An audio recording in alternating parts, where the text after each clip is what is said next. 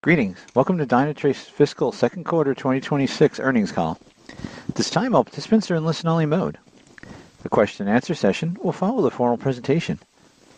If anyone should require operator assistance during the conference, please press star zero on your telephone keypad. Please note this conference is being recorded. At this time, I'll now turn the conference over to Noelle Ferris, Vice President of Investor Relations. Noelle, you may now begin. Good morning, and thank you for joining Dynatrace's second quarter fiscal 2026 earnings conference call. Joining me today are Rick McConnell, Chief Executive Officer, and Jim Benson, Chief Financial Officer. Before we get started, please note that today's comments include forward-looking statements, such as statements regarding revenue, earnings guidance, and economic conditions. Actual results may differ materially from our expectations due to a number of risks and uncertainties discussed in Dynatrace's SEC filings, including our most recent quarterly report on Form 10-Q and annual report on Form 10-K. The forward-looking statements contained in this call represent the company's views on November 5th, 2025. We assume no obligation to update these statements as a result of new information, future events, or circumstances. Unless otherwise noted, the growth rates we discuss today are year-over-year and non-GAAP, reflecting constant currency growth, and per-share amounts are on a diluted basis. We will also be discussing other non-GAAP financial measures on today's call. To see reconciliations between non-GAAP and GAAP measures, please refer to today's earnings press release and supplemental presentation, which are both posted in the financial results section of our IR website. And with that, let me turn the call over to our Chief Executive Officer, Rick McConnell. Thanks, Noelle, and good morning, everyone. Thank you for joining today's call. Dynatrace delivered very strong second quarter fiscal 2026 results, exceeding our guidance across every metric. ARR grew 16%. Subscription revenue grew 17%, and pre-tax free cash flow was 32% of revenue on a trailing 12-month basis. This overachievement in performance was due to successful execution of our strategy to capture the growing demand for end-to-end observability and large-scale multi-cloud tool consolidations, including ongoing growth in our logs business. Dynatrace's consistent execution gives us the confidence to raise our ARR, revenue, and operating income outlook for the full year. Jim will share more details about our Q2 financial performance and guidance in a moment. In the meantime, I'd like to devote my remarks to why we believe AI-powered observability is mission-critical to software reliability and performance, especially in an evolving agentic world. And I will also provide an update on our key growth drivers. To start, the Dynatrace platform has evolved through multiple phases, from reactive operations to automated root cause to now preventive operations. Our vision has been consistent over the past years to enable a world in which software works perfectly. By definition, that means that software must always be available. And when issues do occur, the software must self-heal. Preventive operations is about anticipating and taking action on issues before they become end-user impacting. Customers are increasingly seeking not just answers followed by manual resolution, but rather answer-driven automation to deliver and operate software that works optimally. The Dynatrace third-generation platform was built from the ground up to handle precisely the level of complexity and scale of modern cloud and AI-native environments, including the following core elements. Grail, our massively parallel processing data lakehouse, is capable of analyzing billions of interconnected data points in near real time to deliver comprehensive situational awareness. Smartscape provides deep contextual insights of topology and metadata through a directed knowledge graph. Davis delivers reliable, causal, and predictive AI insights to produce deterministic answers. Davis Copilot automatically generates remediation proposals. An automation engine helps orchestrate and manage intelligent automated responses across the digital ecosystem. These technologies, by being part of a fully unified platform rather than a series of point products with fragmented data stores, enable true end-to-end observability, which is crucial to delivering accurate analytics and recommendations. In this way, our AI-powered platform is enabling the next phase of observability for Dynatrace, which is autonomous operations. In this business transformational phase, we take preventive operations to the next level by leveraging an ecosystem of agents, both from Dynatrace and third parties, to take action to maintain software reliability, security, and performance. It's about deploying intelligence that enables self-healing systems to keep software operational and performant with less human intervention. Moreover, worldwide spending on AI is forecast to be nearly $1.5 trillion in 2025, according to Gartner. As organizations broadly adopt agentic AI themselves, complexity will grow further, driving even greater need for a more scalable, autonomous approach. We see Dynatrace and the evolution of observability becoming a bridge to the agentic world for enterprises. To state it perhaps most succinctly, we see Dynatrace as the AI-powered observability platform for autonomous operations. With this evolution, Dynatrace will be able to orchestrate and supervise both internal and external AI agents to auto-prevent, auto-remediate, and auto-optimize. We believe that Dynatrace is unique in our ability to deliver such an observability environment. One of our superpowers lies in our ability to pinpoint the so-called needle in the haystack in understanding software availability and performance. This has always been Dynatrace's biggest differentiator. And organizations will only allow autonomous action if it's based on precise, reliable answers, not loosely correlated data points. We like to think of this as answers, not guesses.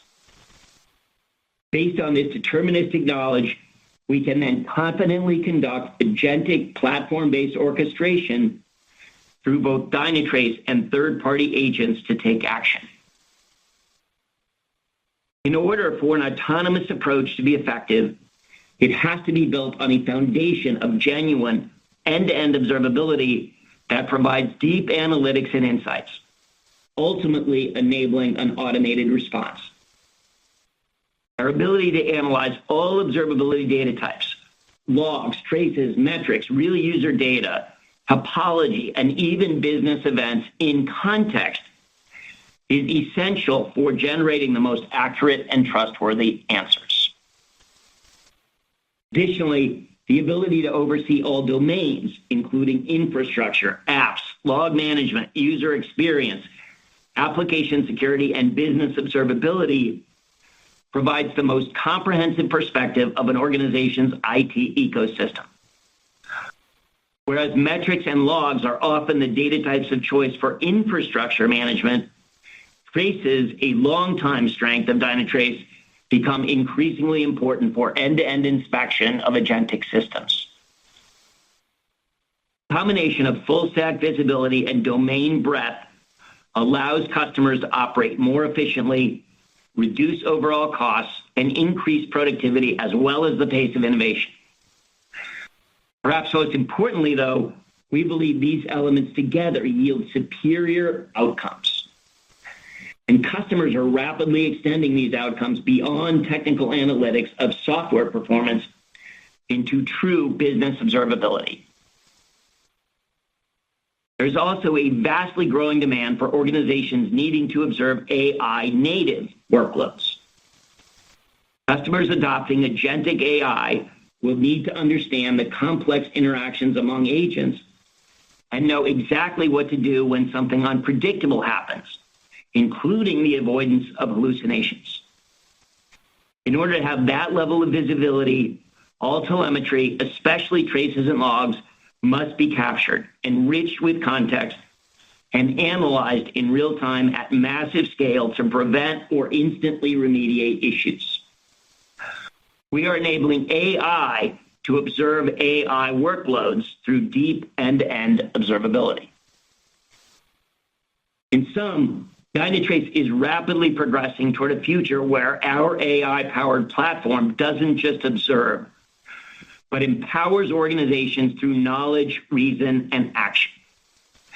This is why organizations that are leading the evolution of AI are partnering with Dynatrace as a foundation for smarter, faster, and more reliable IT operations.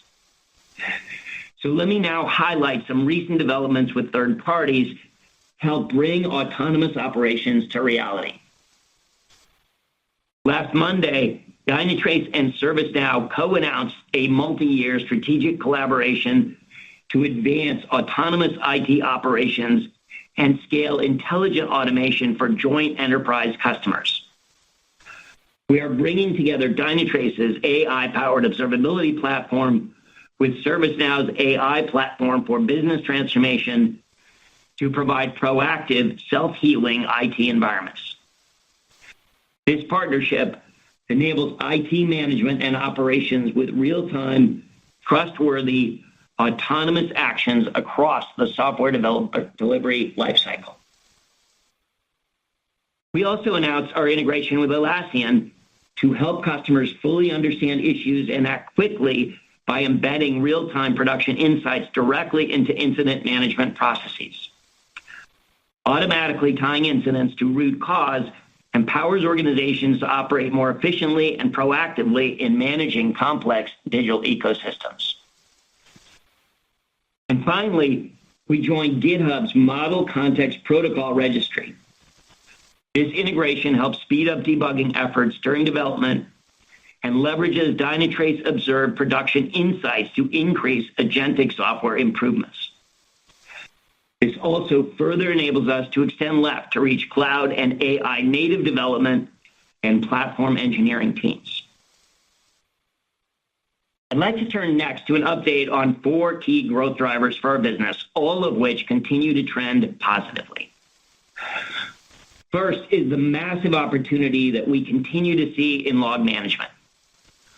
We believe the logs market remains ripe for disruption given the rising cost of legacy solutions that offer little to no expansion in business value. As we have stated in the past, we have taken a very different approach to logs. Traditionally, logs were separated from other observability data types. Instead, Dynatrace provides a unified data model inclusive of logs, allowing for cross-data analytics without manual stitching, resulting in faster root cause analysis and more accurate observability insights. Log management is our fastest growing product category and is rapidly approaching $100 million in annualized consumption, continuing to grow more than 100% year over year. In addition, as more customers look to migrate their existing logs to Dynatrace, we're investing to increase the speed of those migrations. Last month, we announced a partnership with Crest Data Systems to deliver a seamless automated migration experience for customers moving to the Dynatrace platform. This enabled us, for example, to meet an aggressive timeline for a global financial services company by automating 70% of their dashboard migrations. Second, the investments we made last year to align our sales coverage around strategic accounts, pipeline, and partners continue to pay off. Our 4-quarter pipeline for strategic accounts is up 45% versus last year. Bookings through strategic GSI partners doubled year over year. And we saw a 53% increase in Q2 ACV from 7-figure deals compared to last year. Here are just a few examples of large wins in the quarter. An AI native revenue intelligence company and new logo selected Dynatrace to be their end-to-end business solution for mission-critical workloads, displacing multiple tools. Our biggest new logo deal in APAC is one of Japan's largest banks. Fragmented tools and the complexity of their architecture were making it difficult for them to reduce mean time to resolution. With Dynatrace, they will now have an end-to-end view of their ecosystem to resolve issues more quickly. A major U.S. airline expanded its existing relationship with us 18 months after adopting Dynatrace to further consolidate tools, including logs, after seeing significant improvement in incident resolution and the benefits of end-to-end observability. A third growth driver is the Dynatrace Platform Subscription Licensing Model, or DPS. We reached a major milestone in the second quarter with 50% of our customers and 70% of our ARR now utilizing DPS. When we launched DPS over 2 years ago, our expectation was that customers with full access to the platform would leverage more capabilities and extend Dynatrace more broadly into their IT environment. This thesis has played out, with DPS customers adopting 2 times the number of capabilities and at nearly double the consumption growth rates of those on a SKU-based model. And finally, overall platform consumption is a strong indicator of future expansions and is the primary compensation metric for our customer success team. Total Q2 consumption growth was more than 20% and continues to outpace subscription revenue growth. To wrap up, we are pleased to have delivered a strong first half of the fiscal year. The observability market opportunity is more critical than ever given the rapid evolution of cloud and AI native workloads. We have a differentiated AI-powered platform that is enabling autonomous operations in an evolving agentic AI world. We deliver significant customer value driving accelerating platform consumption. We continue to see momentum in our core growth drivers. And we have a compelling business model which has enabled us to deliver a sustained balance of growth and profitability. Jim, over to you. Thank you, Rick, and good morning, everyone. Q2 was an excellent quarter across the board. We surpassed the high end of our top-line growth and profitability guidance metrics once again. As Rick mentioned, this strong performance was driven primarily by our ability to capture the growing demand from enterprise customers for end-to-end observability and large-scale tool consolidations. Among many highlights, we continue to demonstrate traction in key growth areas.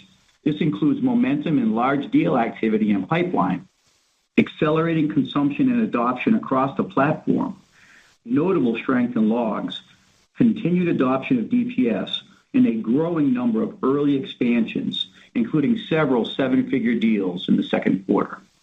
Additionally, our partner ecosystem is maturing with growing traction across GSIs, hyperscalers, and strategic partnerships. Let's review the second quarter results in more detail.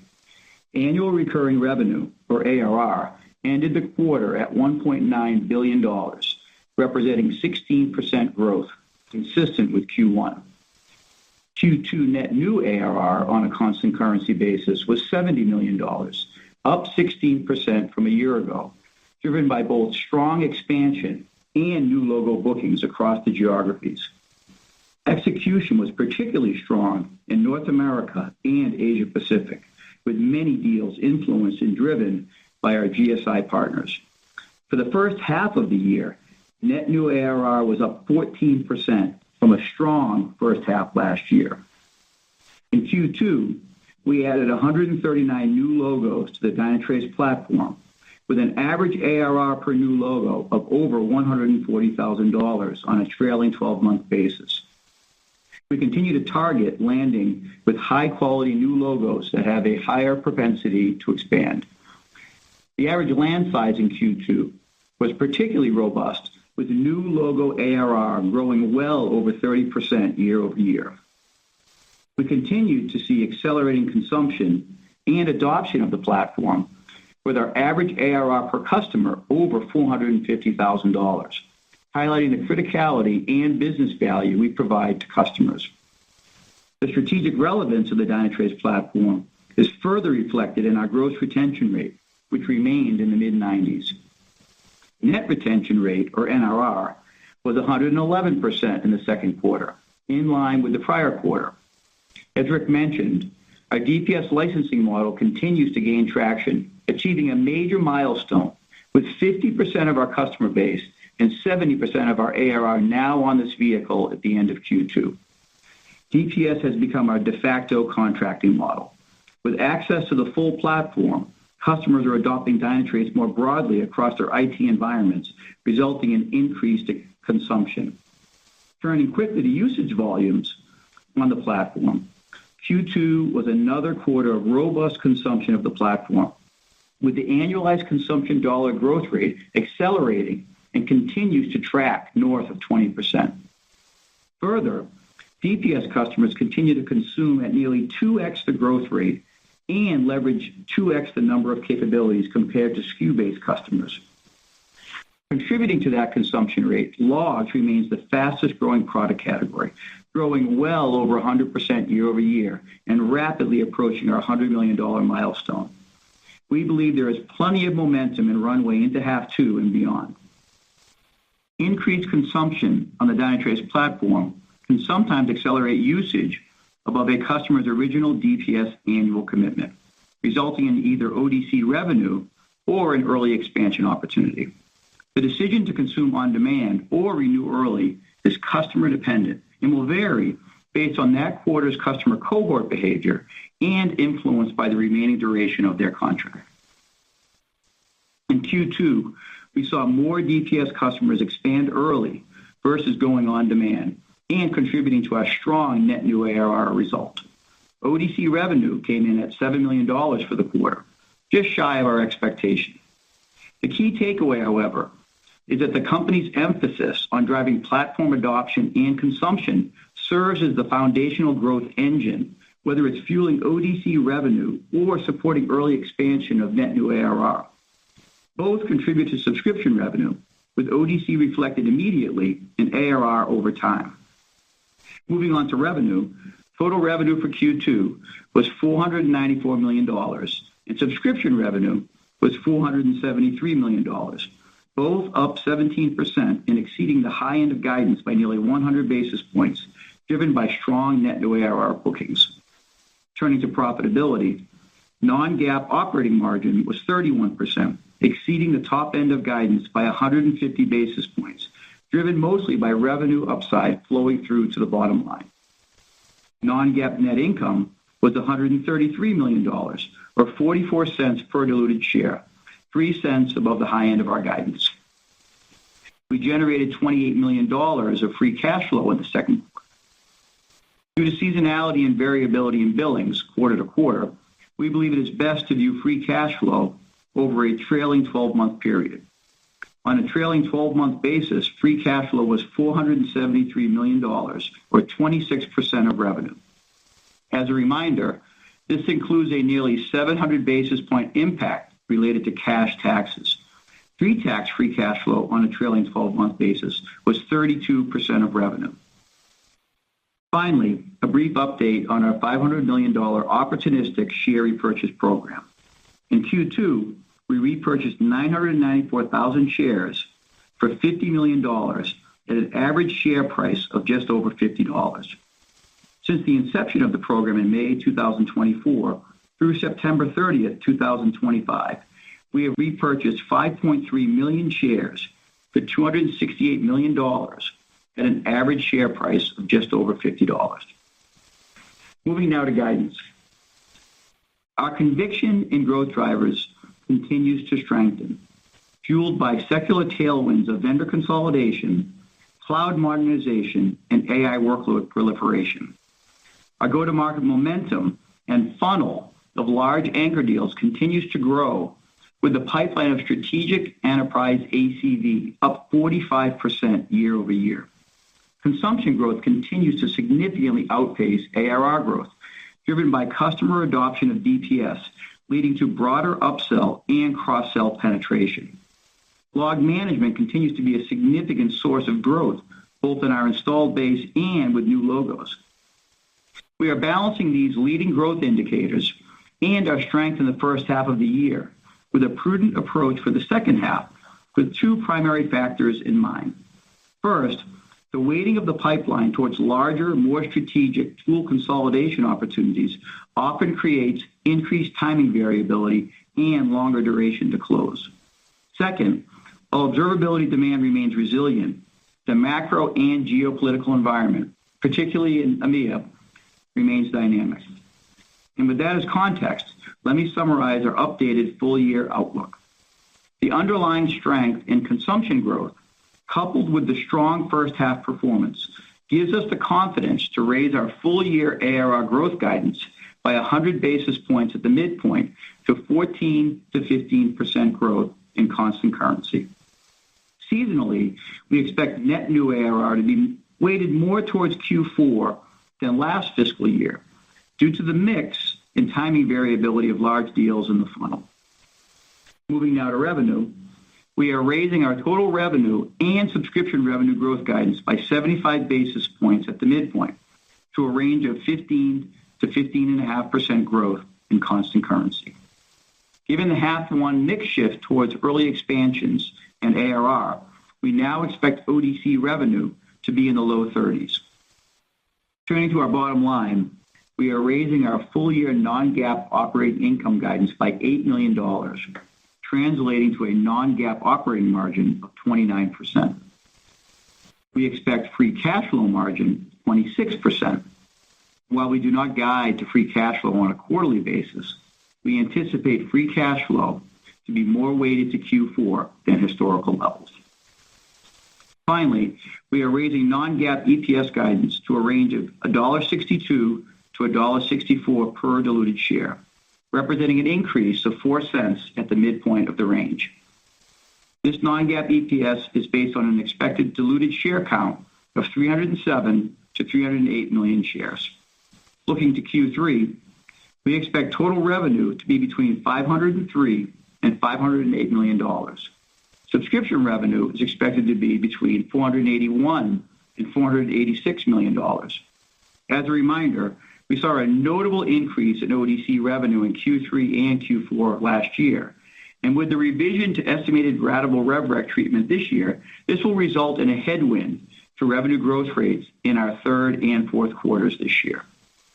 From a profit standpoint, non-GAAP income from operations is expected to be between $143 and $148 million, or 28.5% to 29% of revenue. Lastly, non-GAAP EPS is expected to be 40 to 42 cents per diluted share. In summary, we are very pleased with our Q2 performance and strong momentum in the first half of the year. The strategic adjustments and investments we made last year in our go-to-market strategy are taking hold and evidenced in the latest results. We're starting to see momentum in large deal activity and pipeline, accelerating consumption growth across the platform, ongoing traction in logs, broader DPS adoption, and a maturing of our strategic partner ecosystem. We have a proven track record of consistent execution in delivering a balance of strong top-line growth and profitability. While we're maintaining a prudent approach to our near-term outlook, we're confident in the foundational elements driving growth in fiscal 2026 and remain committed to investing in initiatives that we believe will generate long-term value. And with that, we will open the line for questions. Operator? Thank you. At this time, we'll be conducting a question and answer session. We ask you please limit yourself to one question to allow as many as possible to ask questions today. If you'd like to ask a question at this time, you may press star 1 on your telephone keypad, and a confirmation tone will indicate your line is in the question queue. You may press star 2 if you'd like to withdraw your question from the queue. For participants using speaker equipment, it may be necessary to pick up your handset before pressing the star keys. Thank you, and our first question comes from the line of Fatima Boolani with Citi. Please proceed with your question. Good morning. Thank you for taking my questions. I appreciate it. Jim, I was hoping we could spend a little bit of time on the net retention rate metric, and if you could help peel back the onion, so to speak, on some of the puts and takes there. And really the spirit of the question is, Why is the metric lagging in contrast to otherwise very favorable momentum that you have shared in your prepared remarks on renewals, on expansions, on accelerating customer growth, as well as signs that you're seeing that customers are now expanding earlier? So just wanted to get a maybe more granular understanding on why net retention rate, it looks like it's stuck in the mud when all other factors in the business are pointing to more favorable momentum. Thank you. No, it's happy to take that, Fatima. That I'd start with, we had a really strong net new ARR quarter. It grew 16% for the quarter, and it grew 14% for the half. So the business momentum is quite healthy in growing net new ARR. I think NRR is a kind of a trailing 12 months metric, and so it's going to take multiple quarters to significantly move NRR as a metric. So NRR stabilized Q1 to Q2. So we feel really good. I mean, one of the things we talked about in the prepared remarks is we're getting really good traction with the go-to-market changes that we made a year ago. It's showing up in the results. It's showing up in growing pipeline. We are poised to benefit from continued end-to-end observability, tool consolidation opportunities. Consumption continues to grow at a rapid clip. So we're very optimistic about the underpinnings of the business. So, these metrics, NRR, if we continue to see the performance that we are seeing in consumption, in these other areas, you will start to see movement in NRR, but it'll happen over time. Our next question comes from the line of Matt Hedberg with RBC Capital Markets. Please proceed with your question. Great, guys. Thanks for taking my question. Congrats on the strong quarter and increased guide. I had a question. You guys have spent a lot of time focused on go-to-market improvements really over the last several years, and it really feels like it's paying dividends right now in terms of large deals. I'm curious, when you think about sort of some of the capacity adds that you've added historically, could you talk to the level of productivity you're seeing there? And secondarily, with a strong Q2, I'm curious to see if the 6 months quotas are doing what was intended, sort of improving linearity for the year. Thanks, guys. Happy to take that, Matt. It's actually two very good questions. So you're absolutely right. We've been building on these go-to-market changes since basically Q1 of fiscal 25. And as you know, we talked about that we were making investments in the top of the pyramid where we had on average roughly 8 to 10 accounts per rep with very large customers. We made investments there to lower that to 4 to 5. We're seeing it in close rates. We're seeing it in pipeline. So yes, we are seeing a productivity lift from the investments that we made there. So we're very, very pleased with that. I'd say relative to the 2 6-month quotas, just to remind you, we did that for 2 reasons. One, gives you an opportunity if you want to make a mid-year adjustments, either a little bit on go-to-market or even on maybe compensation plan design. 2, it also gives you an opportunity to improve on the seasonality of bookings. And so we saw a little bit of that last year where this is our second year of going through it. So I think it's actually bearing out what we thought, which is it's showing an improvement in linearity of the business. And so this is not a matter of, hey, there was a lot of pull-ins from Q3 per se, but I just think there's an incentive for the sales organization twice a year to be in accelerators. And I think that's what you saw. So I'd say both things are playing out as we were hoping. Thank you. The next question is from the line of Brad Reback with Stifel. Please proceed with your question. Great. Thanks very much. Rick, you alluded to the over 20% consumption growth in the base. So either for you or Jim, how should we think about the convergence of net new ARR and subscription revenue growth towards that 20%? What are the puts and takes as we look out over the next year or two? Thanks. So Brad, I'd say the puts and takes are, we are, as you know, we are a ratable revenue recognition business. So we, when we book something, the subscription revenue gets amortized ratably. And so we are not a business that has revenue recognition on a consumption basis. If we were, these growth rates that we're talking about for consumption for the company would be in the 20s. So it does take time. You have to put more 20+% growth rates. Obviously, there's an element of your contract terms and your contract terms and burning through commitments and going through expansions. And so it won't happen overnight. It'll happen over time. So there will be a convergence. I think the important thing for investors to watch for is us continuing to give you an update on how is consumption tracking. Consumption ultimately, other than bringing in a new logo, consumption is the underpinning for sales to go in and upsell a customer. And we're seeing it play out. We're seeing it play out with early expansions. And there's examples clearly that with DPS, they're able to trial different things on the platform, logs notably. And you trial logs, you're under DPS contract. We had a very large global airline that we had a very big contract with that we just booked maybe a year and a half ago for a 5-year deal. This customer did a huge expansion because they trialed a product category that was not really part of their initial configuration. And now you have a huge upsell literally 2 years into a 5-year deal. And so the more you look at consumption and the more we focus on kind of getting our teams aligned on consumption, whether they be the CSM teams, our strike teams for logs or DEM or security, that ultimately is going to be the underpinning. And you will see over time a convergence of those growth rates with subs growth and ARR growth.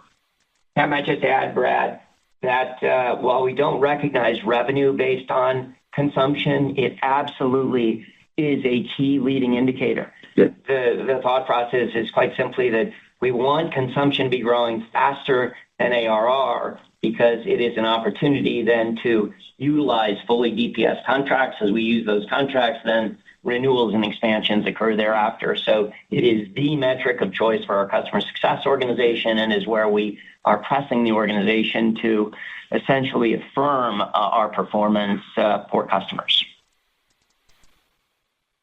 Next question is from the line of Eric Heath with KeyBanc Capital Markets. Please proceed with your questions. Hey, thanks for taking the question, and maybe just a clarification, Rick and Jim. Just given the focus on consumption and that's accelerating, I mean, should consumption be the key metric that we focus on over ARR and subscription revenue as an indicator for future acceleration looking into fiscal 27? And then just curious on logs and how that contributed to the $1 million ACV deals you did in the quarter. Thanks. So I'll take that. So we have a handful of metrics. What's my favorite metric? We have a handful of them. So I would not say it's one metric. Certainly ARR is very important. But ultimately, you need to get your go-to-market motion going, bring customers on the platform. Once they get on the platform, have your customer success and strike teams drive more adoption. So ultimately, the underpinning, I would say, of growth will be consumption. So I do think it's something we're going to continue to want to talk to you about because that is something, it doesn't show up, like it is not a metric that you see in the financial results. It's not a subs revenue. It's not ARR. It's not anything like that. But it ultimately fuels an expansion. And so it is an important metric to focus on. It's not the only one. There's other metrics, obviously, that we share. And I think your other question was on logs, and we are rapidly, and I say rapidly, very rapidly approaching $100 million.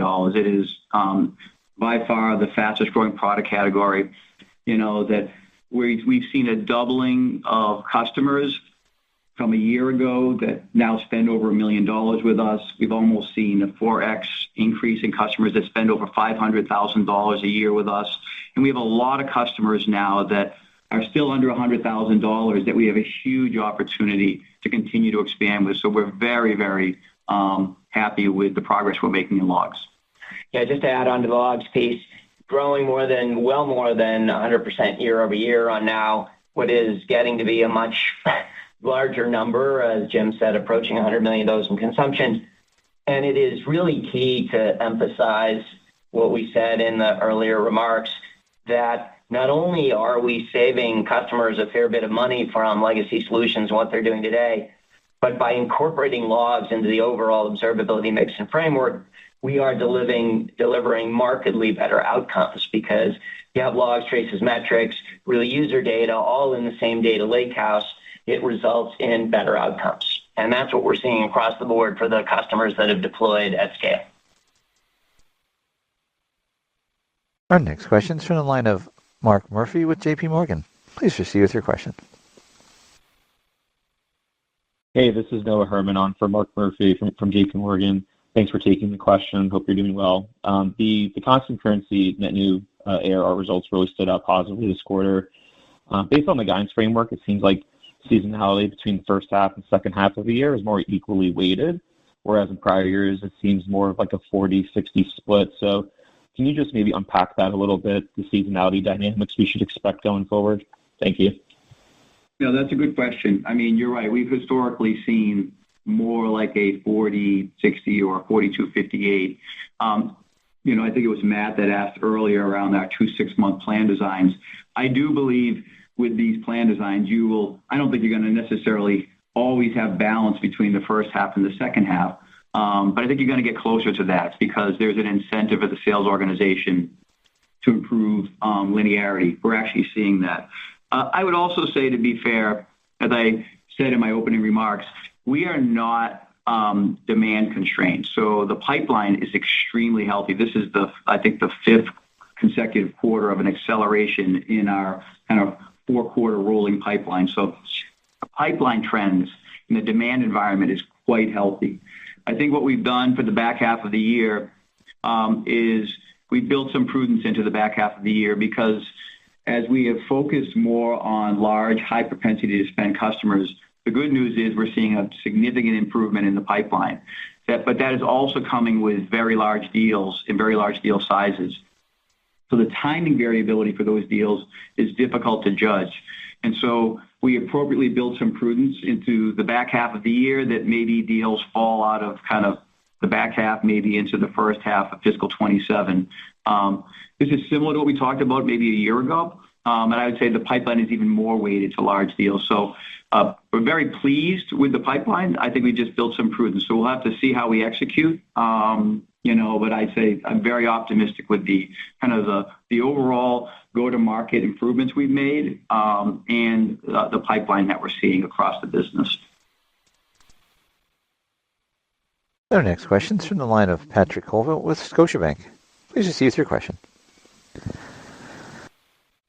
Rick and Jim, thank you for taking my question. I guess, when I think about the big macro trends in IT right now, it's accelerated public cloud migrations, it's an increased trend to multi-cloud, AI. All these trends, in my opinion, should play well into the Dynatrace story. If I look at results this year, net new ARR, constant currency this year versus the back half of last year, we're in a much better spot. So I guess as it relates to these kind of macro trends, are we seeing, or have we passed an inflection point for Dynatrace to really kind of ride, this tidal wave of those macro trends? Or is this a case of these, net new ARR has been, it has whipped around in the past and, you don't over-index on these last 2 quarters?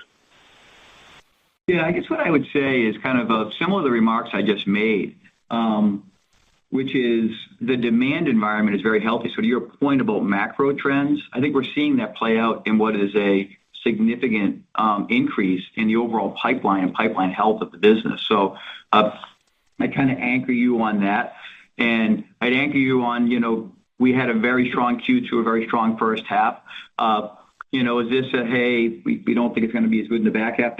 I don't want that to be a takeaway relative to this guide. I think we've built some prudence into the fact that as more deals become larger, that we just built some timing variability into this. And, we'll see how we progress in the back half of the year. But I don't think it's a demand environment element. I think the demand environment is quite healthy. And I think we are poised to benefit from that. We just built some prudence into, the execution of these large deals. Yeah, Patrick, I would say very strong first half, a solid increase in the guide. We've provided some of the metrics that are leading indicators for us, elements like strategic account pipeline up 45% year over year, large deals from the first half up 53% year over year. I think these are all good indicators that are corroborating the evidence that we're seeing in what's happening in the hyperscaler results and the ongoing demand for cloud and AI native workloads. Thank you. Our next question is from the line of Jake Roberge with William Blair. Please proceed with your question. Yeah, thanks for taking the question and congrats on the solid results. You talked about building some prudence in the back half just related to those large deals that you have in the pipeline. Can you talk about what some of the learnings have been from the past 2 years on these larger platform deals and whether you're starting to see an improvement in win rates and close rates as you've been able to kind of tweak and adjust the model? It's a very good question. I mean, obviously every year is going to be a little bit different. I think when we started, Jake, I want to say this might have been in Q4 of fiscal 24, where we began to see this emergence, and we didn't call it a trend. We said this emergence of very large deals with customers that were considering vendor consolidation. And if you recall, we kind of rolled the table in that quarter. We actually, we had an unbelievable close. I'd say we had a really strong close last Q4, and I'd say what was an emerging trend became kind of a continued trend. And I'd say this is the momentum. The sales plays that we have, this has been the number one sales play for the company. And it's the number one sales play because ultimately that's what customers are looking for. Customers are looking for someone that they can consolidate what are the disparate set of tools. So I think we're learning that this trend is real. I think our sales force is well equipped. I think the company is well equipped to benefit from this.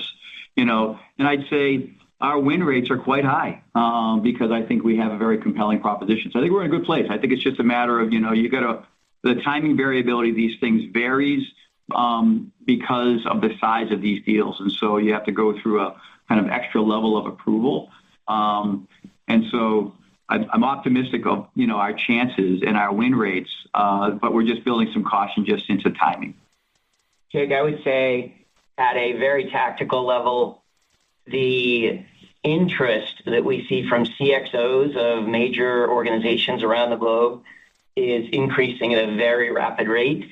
I have literally done dozens and dozens of CXO meetings around the globe over the prior 3 months. The interest and mission criticality of observability has never been higher in my observation. So that continues to drive things. And what I would say is they're all interested in one or more of three things. They're interested in end-to-end observability, which is driving tool consolidation, opportunity for more efficiency, better outcomes, lower cost. Secondly, they're interested in AI observability and deploying observability for AI workloads. And thirdly, they're interested in business observability, extending observability overall to include business events that give them a better handle on the business well beyond what's just happening technically in their software stacks. And these are core themes that really have evolved, I think, over the prior year. Thank you.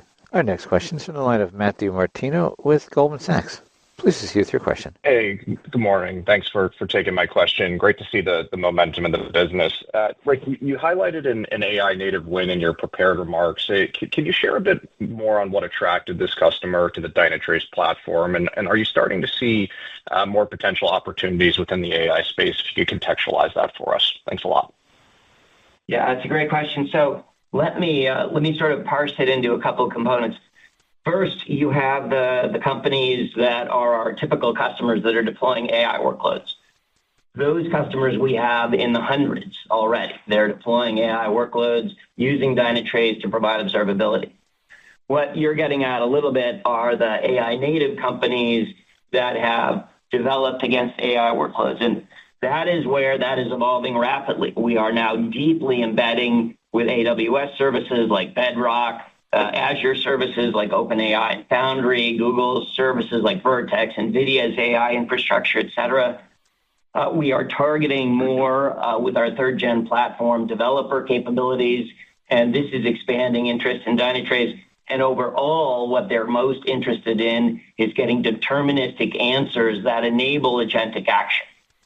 and this is what I talked about earlier in the prepared remarks, but you cannot take action in an agentic world if you don't trust the underlying answers. And so this is where we say answers, not guesses. You have to know what the answers are in order to be able to take action. And I think this is what is increasingly attracting AI native companies to Dynatrace, because that is foundational in how they need to operate the businesses autonomously as they look forward. Our next question is from the line of Ittai Kidron with Oppenheimer. Please proceed with your question. Thanks, and nice results, guys. Couple small ones for me. First of all, Rick, do you have a point of view? Clearly, you're making very good progress with DPS adoption, 50% of customers, 70% of ARR. But do you have perhaps an updated point of view on where those metrics could peak for you guys, number one? And number two, when you look at the capability uptake and expansion of non-DPS customers, is there a deterioration in that, not because customers are doing less, but because the remaining cohort are by definition less and less attracted to the value proposition for whatever reason that you're selling? Yeah, I will take that. So I think what we said before, relative to like where do we think ultimately it will go as far as DPS penetration. And there are certain industries that DPS is problematic, and that's in like government industries that they have to actually buy finite SKUs.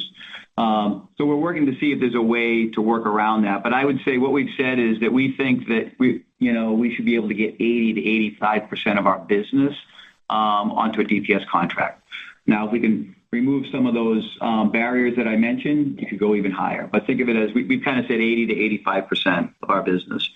And I don't think there's any barriers relative to, customers that are on SKU to DPS. One of the things that we've done, remember, is we have been focusing on customers that have been going through new customers, 80+% of them go to DPS. And for renewals, we were only focused on moving customers on a renewal to DPS if they were doing an expansion. So if you were doing a like-for-like renewal, we were not moving them to DPS because we did not want to introduce friction into the process. We have adjusted that effective this half, that we are now going to be, for customers that are even going through a like-for-like renewal, we were having teams of people that are going to help in what I would say portability of customers moving more to DPS. And so I think you're going to continue to see progress. I think we're going to have there's going to be a longer tail here between the 70% that we're at now and the 80 to 85. But again, all the proof points that we've talked about, you get them on DPS, they can trial anything on the platform. We've proven that they have 2x the consumption growth rates. They have 2x the number of capabilities that they add, and they have much, much higher NRR. So there's a good value proposition to continue to move them. And I think we're focused on all the right things. Our next question comes from the line of Ryan McWilliams with Wells Fargo. Please proceed with your question. Hey guys, thanks for taking the question. I believe you mentioned more early DPS customer renewals in your remarks. I'd love to hear more color if early renewals of DPS customers are impacting the 3Q subscription revenue guide and the ODC guide as well. We'll just hear about those dynamics. Thanks. Yeah, you're right. You picked up on, Q2 was a quarter where, again, very strong net new ARR quarter. And I'd say a big piece of that is we did see customers that were on a DPS contract that renewed early. I mentioned a large global airline. They were one. We had many of them. And again, you go back to consumption. You get them on the platform, you get teams working with them on driving adoption and consumption, and ultimately good things will happen. And that's what we're seeing. And you're right, there is a dynamic between whether a customer does an early expansion or whether they maybe go on demand. We can't really influence that, at the end of the day. What I will say is we did make some compensation changes for our sales force in fiscal 26, where they get paid more for an ARR generating expansion than they do for an ODC. And so I think inherently they're more incented to drive an expansion. So our expectation is I think that motion will continue. I think we're getting in front of it with customers earlier when they're running hot on their consumption and trying to see if we can put something that's compelling for them and give them better unit price if they increase their volumes. And you're starting to see that play out, and I expect that will continue. The next question is from the line of Sanjit Singh with Morgan Stanley. Please proceed with your question. Yeah, thank you for taking the questions and congrats on the 16% constant currency net new ARR growth. I had a two-parter. I apologize for it, but it's sort of around the same topic. Because I was wondering if you could sort of unpack the strategic collaboration with ServiceNow and what's your hopes for that relationship over the next year from a commercial perspective. And then secondly, more broadly, when we think about making that evolution to that more proactive, self-healing type system, when you think about capabilities around ITSM, which are partnering with the leaders there, but also when you think of like, okay, if we need to drive some code fixes, how do you think about sort of the DevOps platform? Is that another area for partnership or a potential further organic expansion of the Dynatrace platform? Yeah, thanks, Sanjay. I'll take those. So first, on the ServiceNow partnership, we are delighted with that strategic collaboration that we announced a couple of weeks ago. You can think about it as ServiceNow connecting and automating workflows. We then, as Dynatrace, provide the precise answers to inform those workflows. So it really is an incredible opportunity. Even over the past couple of weeks, I've met with, half a dozen customers. Every single one of them mentioned the ServiceNow relationship with Dynatrace in wanting to leverage it to better connect our solutions. We do loosely coupled connections today, but this collaboration with ServiceNow enables us to really engage much more deeply on the product side to provide a much better experience for joint customers. And there's a huge overlap in our customer base with ServiceNow customers.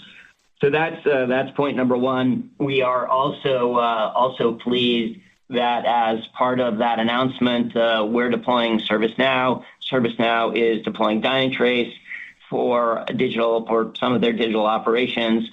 So that makes us essentially customer zero on both sides for these integrations. So we think that will be a wonderful proof point to customers as to how to best use these technologies together in a very symbiotic way.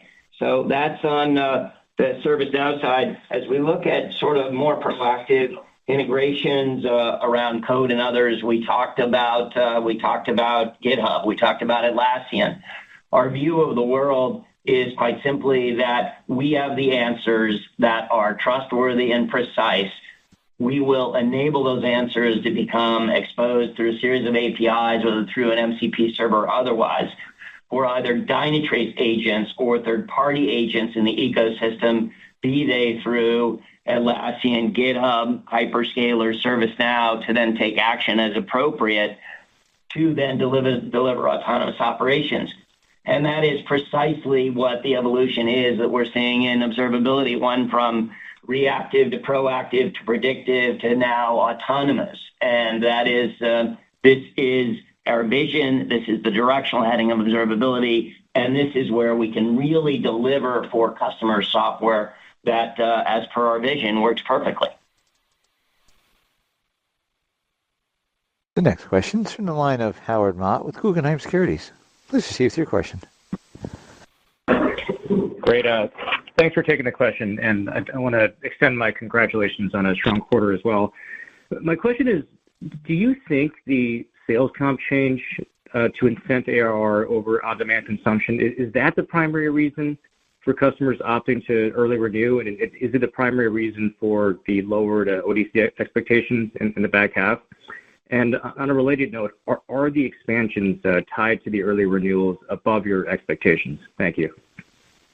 So, it's tough to gauge whether compensation is the only driver. Certainly, compensation does drive behavior. But at the end of the day, the customer has to be willing. And so I think what we're, now that we're a year into this, I think we're much more proactive with customers in understanding what's going on within their environments from a consumption perspective. So I think it's a good thing that the sales organization is very tightly coupled with the customer around how their consumption is driving and working with them.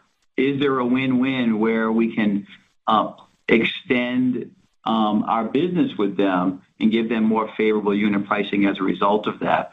And so I think it's yes, compensation probably does drive somewhat behavior, but I also think that ultimately it's much more proactive with customers in their journey and their life cycle around what they're doing around observability. I mentioned logs being an area, new areas, new use cases.